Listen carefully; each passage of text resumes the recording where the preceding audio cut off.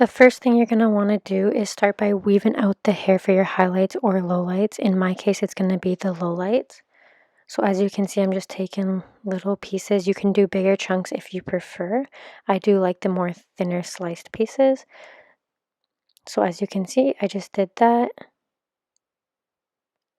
And now I'm just going to lay it down on my tin foil. And I'm going to put my finger on it and have a firm hold as I brush through the hair color on the pieces that I sectioned out. And I'm just going in and low lighting that.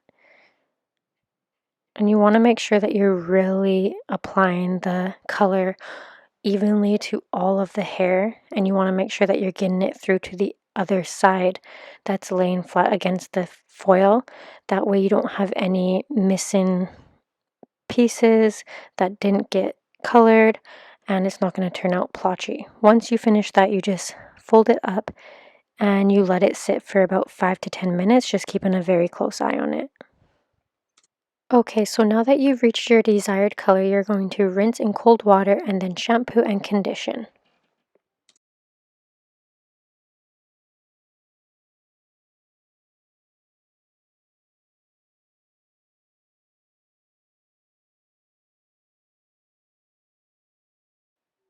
And so this is what the color looks like with all the extensions together. As you can see, I have my highlights and lowlights.